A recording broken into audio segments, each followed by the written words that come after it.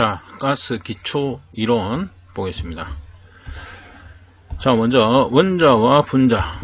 자, 원자는 물질을 구성하는 기본 입자다 이렇게 되어 있습니다. 그죠? 그래서 물질을 쪼갰을 때 더 이상 쪼갤 수 없는 최소 단위, 최소의 우리가 단위를 원자다 이렇게 보시면 되겠습니다. 분자는 두 개 이상의 원자가 특정 결합력에 의해서 현재의 조성비를 유지하면서 결합하는 것이다. 그래서 두 개 이상의 원자가 결합을 통해서 하나의 어떤 물질을 구성하는 것, 그죠? 구성하는 것을 우리가 분자다 이렇게 보시면 되겠습니다. 그 다음에 원자량, 분자량이 나옵니다. 자, 원자량은 탄소의 질량 우리가 12g을 기준으로 해서 각 원자의 상대 질량을 나타내는 값이다 이렇게 되어 있는데 각 물질마다 이제 원자마다 질량, 무게가 있습니다. 그죠? 근데 그 기준이 되는 게 탄소 12g. 자, 이거하고 비교해서 이제 무게가 결정이 된다. 자, 그 다음에 분자량은 이제 분자를 이루고 있는 물질의 각각의 원자량의 합을 얘기하고 있습니다. 자, 그 다음에 몰, 원자, 분자와 같이 물질의 기본 단위 입자를 묶어 그 개수를 세는 단위다. 그래서 우리가 몰이라는 것은 아보가드로의 법칙에 의해서 정의가 되고 하지만 기본적으로 우리가 가스를 헤아리는 기본 단위다 이렇게 보시면 됩니다. 그러니까 우리가 연필이라는 것을 헤아릴 때는 한 자루, 그죠? 두 자루 이런 식으로 헤아립니다. 그죠? 그래서 가스는 우리가 예를 들어서 산소가 있다. 그러면 이게 산소가 한 개가 있다. 그러면 우리가 한 개라고 하지 않고 1몰이다 라는 이런 단위를 쓴다는 겁니다. 그게 이제 몰의 개념이 되겠습니다. 자, 중요 원소의 원자량이 나옵니다. 자, 원자량. 자, 여러분들이 기억하실 것은 뭐냐? 기본적으로 우리가 가연물질이라고 하는 것은 탄소, 수소, 황입니다. 자, 근데 이 황은 우리가 불순물이니까 제외를 하고 탄소, 수소. 기본적으로 우리 가스는 탄화수소 화합물입니다. 그죠? 탄소와 수소의 화합물로 이루어져 있다. 그 다음에 연소를 하기 위해서 필요한 것은 뭐다? 산소입니다. 그죠? 산소. 그 다음에 이 산소가 보편적으로 가장 많이 들어가 있는 것이 우리가 공기, 에어. 그죠? 그 에어 안에는 공기와 질소가 포함되어 있다. 그래서 우리가 질소 산화물들이 생긴다. 이런 것들입니다. 그래서 탄소, 수소, 그 다음에 산소, 질소. 이 네 가지 정도는 기본적으로 좀 알고 있어야 된다. 이겁니다. 자, 그래서 탄소를 기준으로 해서 12를 기준으로 해서 수소는 1g입니다. 질소는 14. 산소는 16이다. 그래서 원자량 요 네 가지. 수소 1g, 탄소 12g, 질소 14g, 산소 16g. 자, 이렇게 요 네 가지 정도는 기억을 해 두셔야 되겠다. 자, 그래서 문제 간단하게 보시는 것처럼 이산화탄소 40%, 질소 40%, 산소 20%로 이루어진 혼합기체의 평균 분자량은 약 얼마인가? 자, 이산화탄소, 자, CO2죠. 질소, N2, 산소, O2. 그러면 이 각각의 분자량을 구합니다. 그죠? CO2는 뭡니까? 탄소가 12죠. 12. 그 다음에 O가 16짜리가 두 개 있죠. 자, 이걸 더하면은 32에 44g 이렇게 됩니다. 그죠? 44g. 그 다음에 질소는 14g짜리가 두 개 있죠. 28g. 산소는 16g짜리가 두 개 있습니다. 그죠? 32g. 자, 우리가 원자가 이렇게 있으면 원자 뒤에 지금 요렇게처럼 뒤에 작게 오는 숫자, 요거는 뭡니까? 원자의 개수입니다. 원자의 개수. 그 다음에 이 앞에 이렇게 숫자가 붙으면 이 숫자는 뭡니까? 분자의 개수. 이 뒤에 나오는 분자식. 이 분자의 개수를 나타내는 겁니다. 자, 이렇게 이제 분자량을 각각 구했다. 그러면 이제 비율로 가는 거죠. 그래서 44g짜리가 뭐야? 40% 들어가 있고, 그 다음에 28g짜리가 마찬가지 40% 들어가 있고, 산소 32g짜리가 20%, 0.2, 20%가 들어가 있다. 이렇게 해서 계산을 하니까 얼마다? 35.2가 나온다는 겁니다. 그죠? 자, 그러면 이제 이런 게 되겠죠. 우리가 공기의 무게, 에어의 무게를 한번 보겠습니다. 그러면 에어는 질소가 79% 들어가 있고 산소가 21% 들어가 있습니다. 그죠? 최적 비율로. 자, 그랬을 때 질소는 얼마입니까? 분자량이, 원자량이 14인데 요게 2개가 있는 거죠. 산소는 16짜리가 2개 있는 겁니다. 그죠? 그래서 28g이 79%, 그 다음에 32g짜리가 21%. 이렇게 해서 공기의 무게는 약 29g이 됩니다. 그죠? 29g. 그래서 이런 식으로 평균 분자량을 우리가 구할 수가 있다. 이런 내용이 되겠습니다.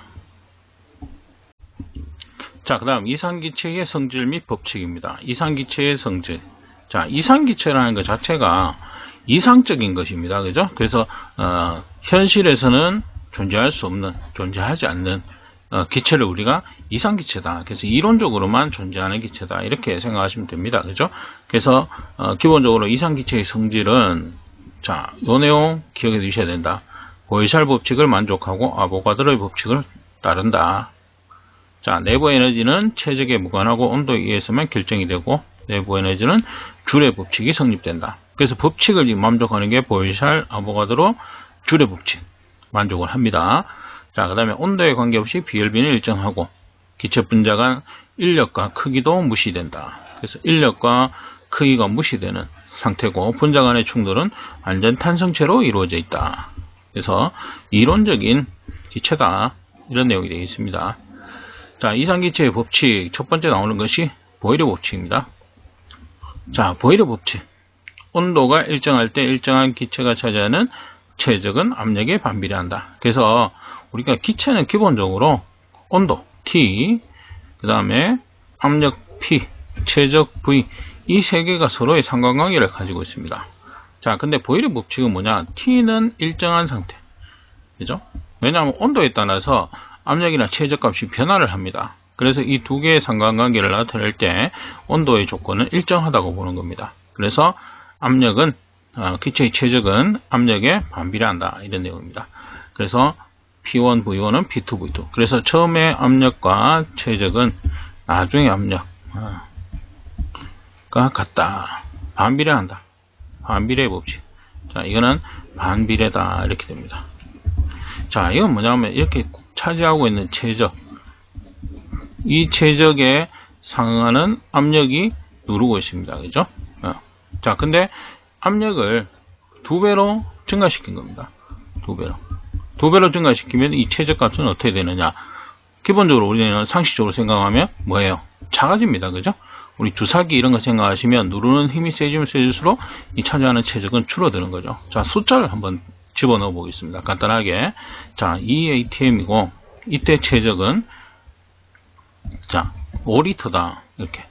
그죠? 그럼 P1, V1은 2 곱하기 5. 이렇게 보시면 되겠죠?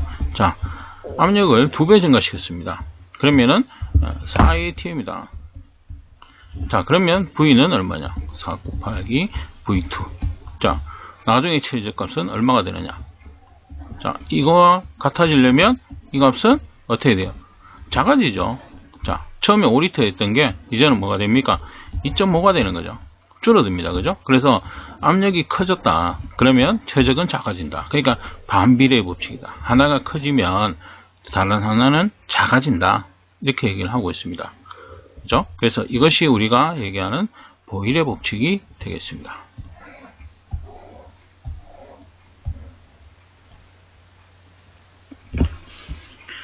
자, 문제도 잠깐 보시면 온도가 일정할 때 가스의 압력과 부피는 서로 반비례를 한다는 법칙은 무슨 법칙이냐? 금방 했던 거 보일의 법칙이죠. 그죠? 그래서 보일의 법칙, 샬의 법칙, 이런 것들은 이제 법칙, 이런 것들 정의를 잘 기억해 두셔야 된다. 자, 그 다음에 이제 샬의 법칙입니다. 아까 말씀드렸던 압력, 그죠? 온도, 최적, V 이 세 개입니다. 앞에서는 T가 일정 이렇게 됐었지만 샬의 법칙은 압력이 일정할 때, 자, P가 일정하고 그 다음에 나머지 두 개 T와 V가 되겠죠. 최적과 온도의 관계입니다. 자, T1, V1은 T2 V2다. 자, 이거 뭐냐? 비례의 법칙이다. 이렇게 됩니다. 그죠? 그래서 온도가 상승하게 되면 그 최적도 커진다. 자, 이거는 우리가 흔히 뭐냐 하면 이제 플라스틱 공 이렇게 찌그러진 거 이런 거 있습니다. 그죠? 자, 이렇게 찌그러지는 공을 우리가 펴기 위해서 하는 방법 중에 하나가 뭐냐 하면 뜨거운 물을 이용하는 겁니다. 그죠? 뜨거운 물에 담그면 이 내부의 최적이 증가를 하면서 커지면서 얘가 공이 펴진다는 겁니다. 자, 그래서 숫자를 집어넣었을 때 물론 이건 절대 온도입니다. 그죠? 예를 들어서 20도 최적이 뭐 1이다. 그러면 이것을 40도로 증가시켰을 때 최저값은 어떻게 되느냐? 그러면 마찬가지 이건 절대 온도니까 273 플러스 20분의 1. 자, 273 플러스 40분의 얼마가 되느냐? 그죠? 이 계산해 보시면 커진다는 겁니다. 그죠? 그래서 밑에 게 커지면 위에 것도 커진다. 이 비례의 법칙을 나타내고 있다. 하나가 커지면 다른 하나도 커지는 비례의 법칙을 얘기하고 있습니다. 샬의 법칙. 자, 이 두 개를 합쳐놓은 것이 보이샬 법칙입니다. 자, 기체의 최적은 압력의 반비례하고 절대온도에 비례한다. 그래서 보일러 법칙은 뭡니까? P1 V1은 P2 V2. 샬의 법칙이 T1 V1, T2 V2입니다. 공통으로 들어가는 게 최적이죠. 최적. 그죠? 그래서 최적은 압력에는 반비례하고 절대온도. 그때의 절대온도에는 비례한다. 그죠? 그래서 T2분의 P2 V2가 된다. 그래서 최적은 절대온도에 비례하고 그때의 압력은 반비례한다. 그래서 보이샬 법칙이라는 것 자체가 이 개념이 이제 보일러 법칙, 샬의 법칙을 합쳐놓은 겁니다. 합쳐놓은 거니까 여러분들은 보이샬 법칙을 잘 기억해 두시면 되겠죠. 그럼 조건이 주어진다. 그러면 어떤 조건이 주어지느냐? 압력 최적을 주고 뭐 구해라 이런 거 있죠. 그러니까 혼합기체 이런 거 있습니다. 그래서 뭐 1atm짜리 5리터짜리의 가스와 뭐 2atm 뭐 3리터짜리의 가스를 혼합기체를 두 개를 혼합을 했다. 혼합을 했을 때 압력이 어떻게 변화를 하느냐 뭐 이런 식의 문제가 있습니다. 그럼 이 두 개를 섞었다 이거죠. 그죠? 네, 섞었을 때 이제 변화 이런 걸 계산을 할 때 우리가 보일러 법칙 이런 걸 적용해서 이제 계산을 해줄 수가 있는 겁니다. 그래서 참고적으로 일단 보이샬 법칙의 정의 내지는 내용을 조금 기억해 두실 필요가 있겠다. 자, 그 다음 아보가드로의 법칙이 되겠습니다. 자, 모든 기체는 온도, 압력이 일정할 때 같은 부피에 같은 수의 분자를 포함한다 이렇게 되겠습니다. 그래서 1몰 표준 상태에서 22.4L 6.02의 10의 20 상승계의 분자가 존재한다. 그래서 아보가드로의 법칙이라는 것은 모든 기체는 1몰당 최적, 이 차지하는 최적이 22.4L로 동일하다는 겁니다. 동일하고 1몰당 그 다음에 이 안에 들어있는 분자의 개수도 6.02의 10의 23승계의 분자가 존재를 한다. 이렇게 나타내는 것이 이제 아보가드로의 법칙이다. 그래서 1몰당 최적 22.4L 요거를 꼭 기억해 두셔야 됩니다. 요거는 이제 나중에 우리가 완전 연소식을 가지고 우리가 이론 공기량 내지는 이론 산소량 이런 것들을 구할 때 우리가 최적으로 구하고자 할 때 이제 요게 적용이 됩니다. 그때 이제 다시 한번 보고요. 자, 그 다음에 이상기체 상태 방정식이 되어 있습니다. 자, 이상기체 앞에서 말씀드린 이상기체의 상태 방정식. 자, 온도, 압력, 부피의 관계를 나타내는 방정식이다. 그래서 1몰일 때는 PV는 RT.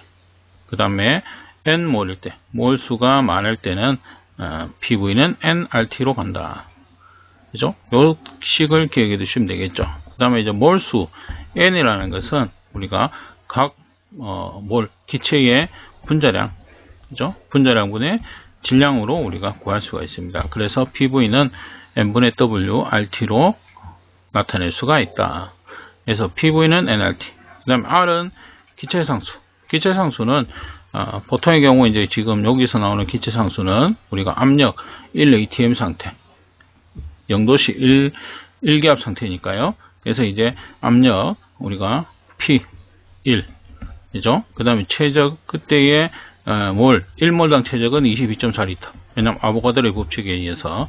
자, 그 다음에 몰수 1몰이 되겠죠.